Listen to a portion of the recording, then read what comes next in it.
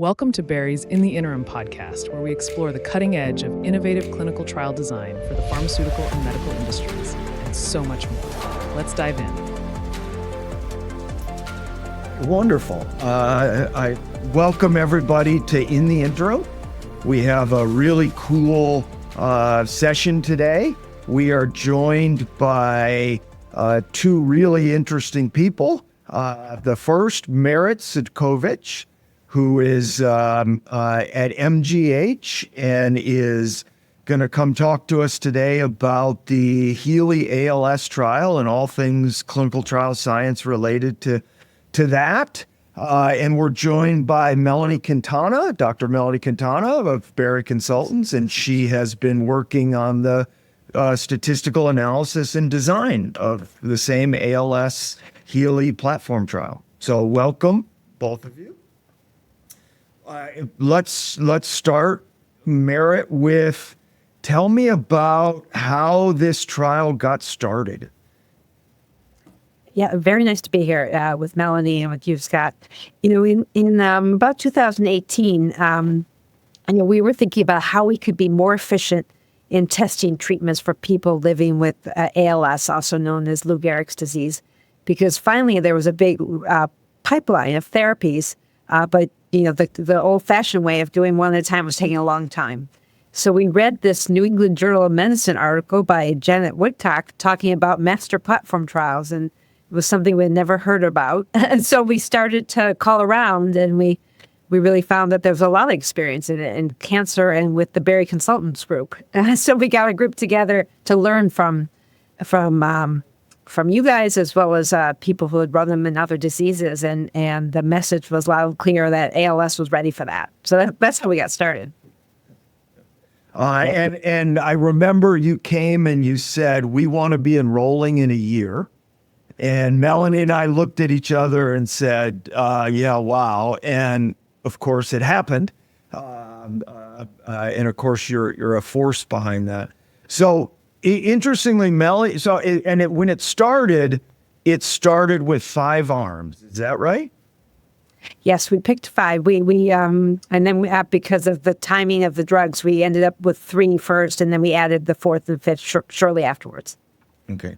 So just before this, Melanie and I worked with an EU IMI funded project to do a very similar thing in Alzheimer's disease. 50 million plus euro was spent to design this trial. Beautiful trial with registries that they would enroll from. And it never brought an arm from pharma in, both in this. And so you had this amazing opening of this with 5 arms coming in. Maybe I'll ask Melanie, since you were involved in both of these efforts, what was the difference?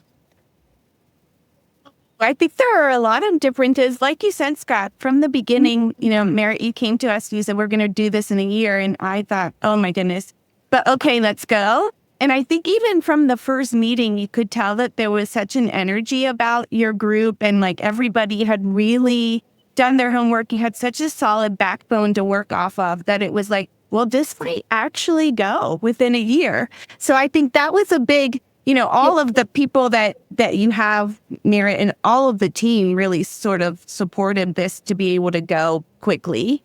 And then I think a big part of it was that there was funding from the start, and that it was almost like a competition for the companies to come in. But I think Merit could speak to that more. But for me, it was, the solid team that was there. Everybody was just passionate about the work. Everybody wanted to see this move forward. And it was just, wow, okay, we're going. This is going to happen.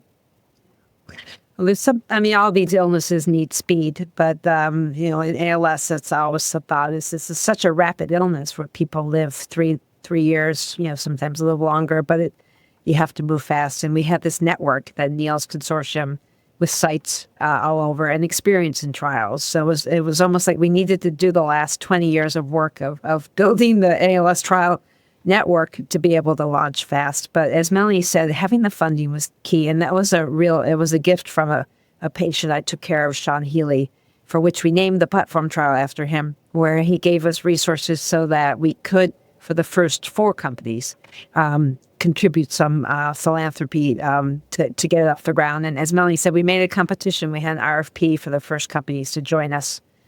So that helped get it off the ground. And with pharma, who have most of the really exciting drugs, that's who we wanted to work with.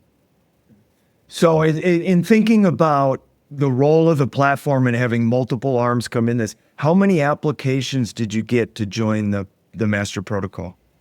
We got 33 applications in that first call.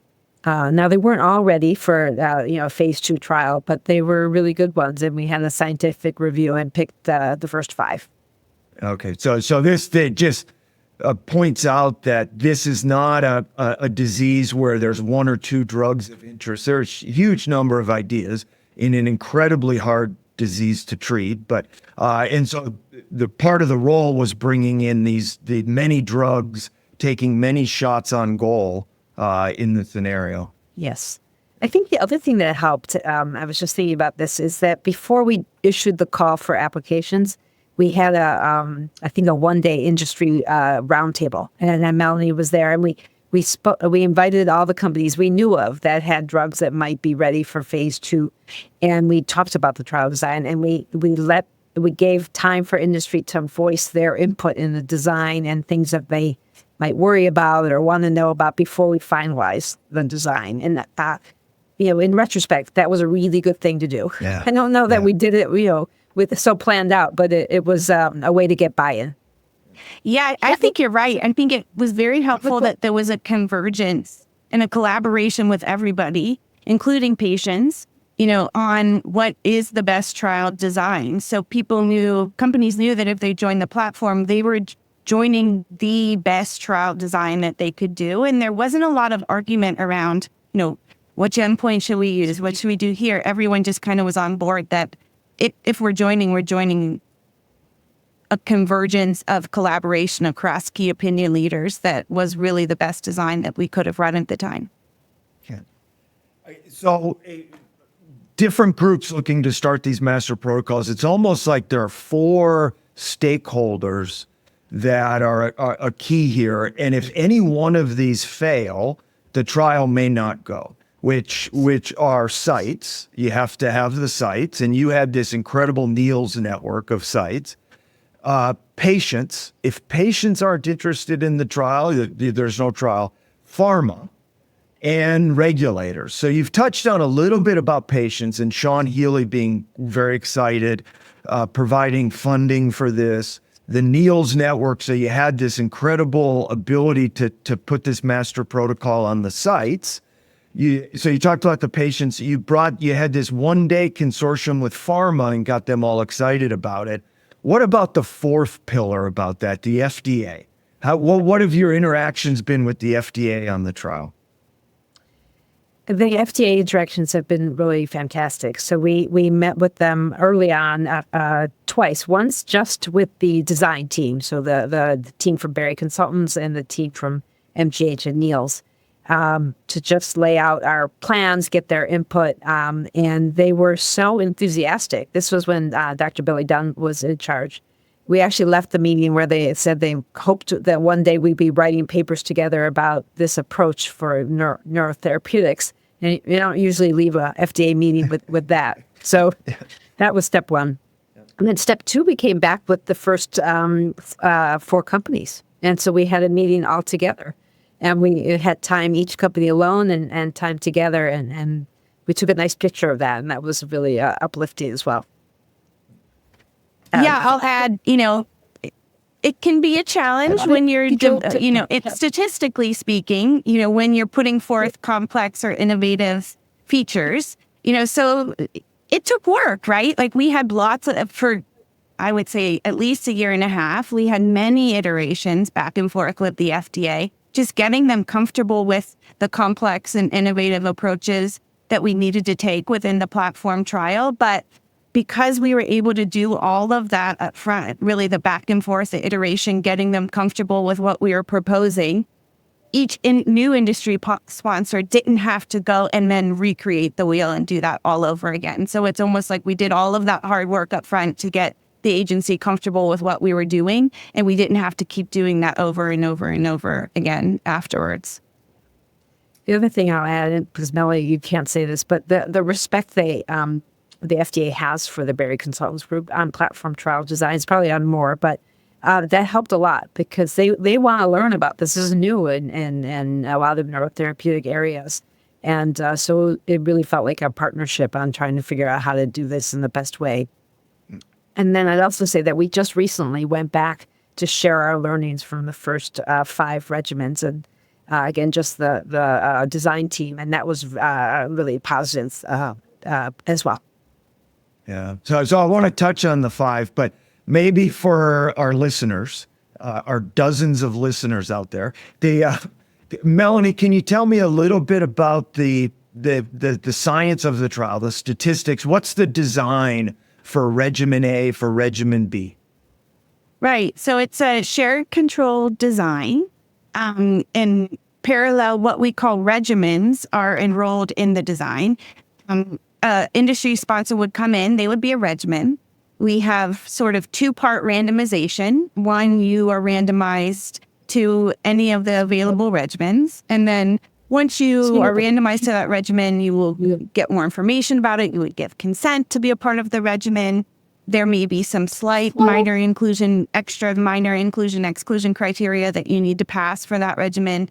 And then you're randomized 3-to-1 active to placebo. So we're able to eliminate a lot of placebo subjects that we need to do these tests. And then we are able to share controls across the different regimens. So essentially, when we had the first 3 regimens, it was like a 1-to-1 comparison, but we were able to get away with, 75% less placebo in doing that. So that was the main statistical efficiency, is sharing those placebos across the different, what we call regimens. And then because we have that statistical complexity, or because we are trying to share that information, we had to develop some more creative primary analysis models that could account for potential differences in the shared controls across regimens, across time. So that's where the more innovative primary analysis methods came in, where we need to do some Bayesian borrowing across the regimens. So the first 5 regimens have read out, and that's become public. Within that, have you been able to address the efficiency? I know originally when the trial came out, you talked about speeding the time to effective therapies by 50%, reducing the resources. Was that realized in the first 5? Yes, absolutely. Right. We were able to read out these 5 drugs in about 2.5 years, if I get it. And usually you would read out, maybe 1 if you're lucky, maybe 2 in that time period. We also found that enrollment was 2 to 3 times faster than typical trials. And I think that's because of the patient group engagement. And if they're really feeling like that, this type of approach was very patient-centered. And our patient advisory group, it was really a community coming together. So that helped with enrollment. And then the costs are much less. We actually have a paper coming out soon, my first and only economics paper about the cost savings. So there's more to come on that. Oh, fantastic. And just inferentially, Melanie, how many controls were there in the first 5, and what was the statistical significance of those controls? Yeah, so there was only 205, I believe about 205 placebo patients, but they were used for all 5 regimens, so almost like 1,000 patients worth of data. So those 205 placebo participants, even in those testing of drugs, almost counted, 5 times as much as what they were. So we were able to save, nearly 800 placebo participants in testing those 5 regimens, which is a huge saving and a huge benefit to get participants to want to be a part of the platform trial. And then we'll get to this, but then there's those participants all are now going into the data where we can learn more about the science of ALS and design better clinical trials, look at biomarkers. So now, because we've collected all this data within this rigorous clinical trial setting, we say, we're quote unquote retiring this data, but they're going to do more in retirement than they maybe ever did in the actual platform trial. So that's the other huge benefit of collecting all this data within this platform. Yeah, that's incredible. I know the PROACT database is such a valuable resource, but had these 5 arms been run in separate trials, it would be very hard to get the data together to analyze. And now you've got this growing resource of disease learning in it. So Merrick, the 6th and 7th regimens have read out, and it's become public in that, and papers to come on those as well? Yes. We're starting to work on those already. And so right now, currently, as we sit in spring of 2025, there are no arms in the trial. That's right. No That's arms right. enrolled. We're working with a few companies to start new arms, but we're not enrolling in any right now. So there have been articles written about the first 7 from the perspective that none of them hit the predefined success boundaries. Now, they're all phase 2 trials. Each one of them are learning a great deal, and they're making decisions. There may be promising aspects to those, but they haven't hit success. So there was an article written in Biospace by Heather McKinsey, okay, there have been 7 arms and it's been unsuccessful. And I hate to say it, but almost, is there something wrong with the HEALEY trial? When in some sense, this is incredible progress, and you're taking multiple shots on goal. And as Thomas Edison said, we haven't failed. We've learned 10,000 ways that don't work. You're learning and you're moving through. So what do you say to people who say, well, you weren't, none of the arms met success in the first 7? Yeah, no, and I've heard that. And I say, first of all, ALS is a very complex disorder. And as we learn more about the biology, the therapies that come forward are going to be more likely to be successful. That the number one thing is we got to understand the biology better and get even better drugs. The second thing I would say is we actually did learn a lot. And of the 7, 3 have had some success in secondary or exploratory outcome measures, which is what you want to look at in phase 2. And at least 2 of them are for sure going forward to phase 3 testing. The other one is still deciding based on the rest of the analysis. So in that way, it that is a success. It's about learning more about the drug and pushing forward.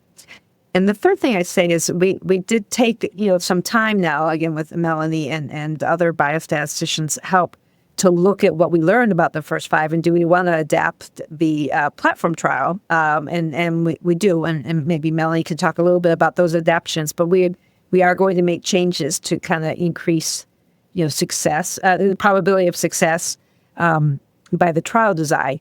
Though again, and we're also relooking at how we're picking drugs. And we have to really look at multiple things to get to success, the drugs as well as the trial design. Yeah. So now you took this pause, Melanie, you've been able to analyze data. What kind of changes moving forward in the analysis and the structure of the trial? Yeah, so first of all, backing up, when we originally designed the trial, we were so fortunate. We design trials in so many disease areas.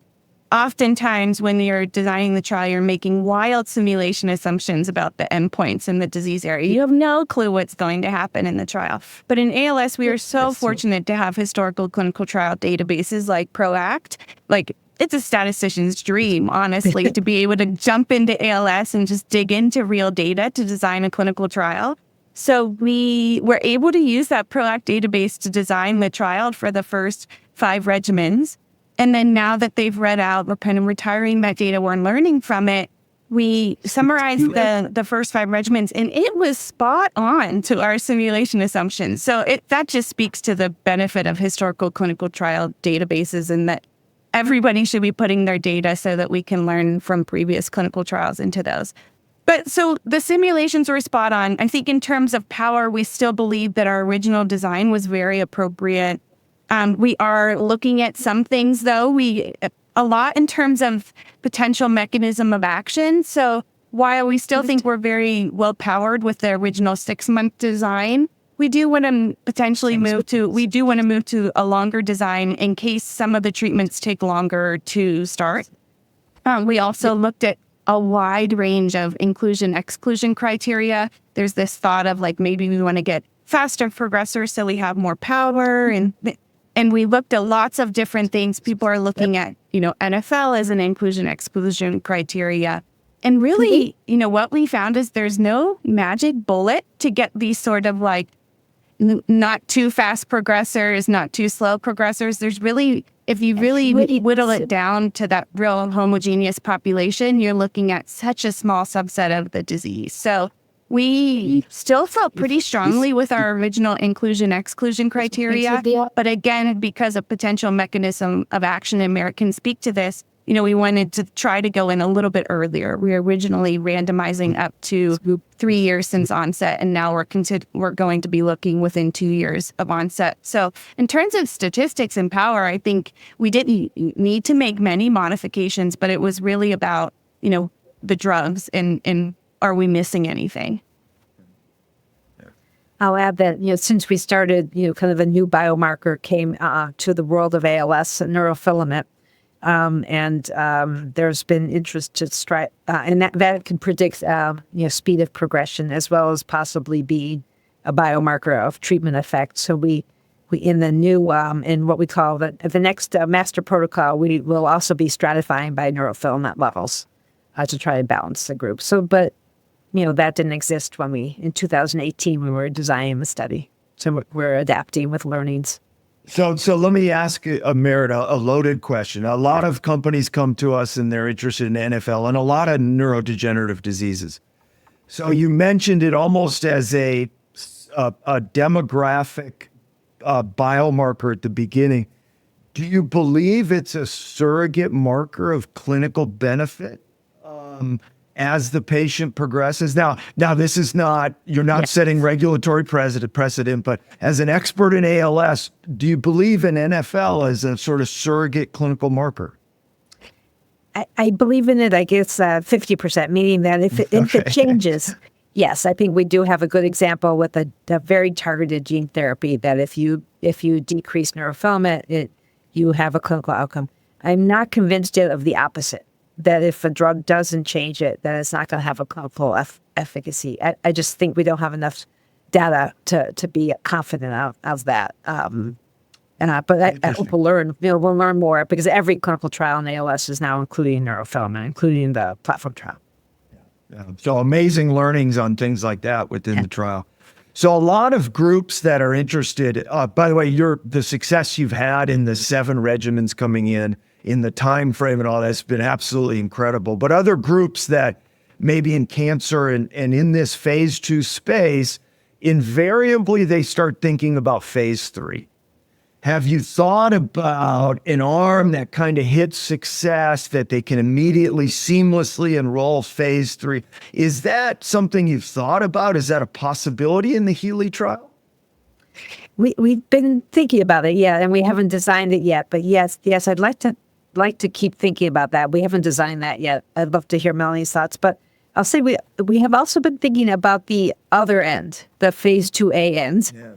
Because we find a lot of companies with really great ideas are kind of stuck there. They can't develop that initial data on dose and biomarker effect to even get to going to the HEALEY ALS Platform Trial. So we're thinking about designing an approach there and maybe linking that to the platform trial. Oh, very neat. Yeah, nice. And you have this pause right now, and our pharma, is there still a lot of excitement about it? Interest from pharma, new drugs, exciting new drugs coming? Yes, there are. We're actually working with 4 companies on design. A lot of the companies don't want to share publicly that they're working with us until they have the FDA and the IND. So there is lots of interest. I think in general in the ALS field, the interest from VCs and pharma kind of waxes and wanes. Depending on kind of recent results. So I think that, some of the recent results, for example, with the Amylyx trial, kind of had a couple companies pulling back. But I think they're coming coming back into ALS because the science again and the need is so great. Yeah. Interesting. Yeah. Melanie, when you work with a sponsor, a lot of people, in terms of a master protocol, when you work with the pharma, how do you convince them? What are they concerned about? When pharma comes in, is it hard to create an analysis plan for them to address their arm and the statistical parts to that when pharma comes in? For this platform, there's small customizations that we need to do when the industry partners come in. They might be looking at multiple doses. How are we going to handle that? There's small sort of fine tuning that we have to do, but largely this platform is master protocol driven. We try to keep everyone kind of enrolling the same population. That's important for sharing the controls. We try to the visits, the schedule of assessments are all very similar. So for the most part, I think we've done a good job up front in explaining to the partners, why this is the best way to go. Not forcing them, not having them come in and say, like, you will do this if you want to be a part of our platform. We try to bring them along. We show them the simulations. We show them why this is the best way to go. And for the most part, I would say that's pretty smooth sailing.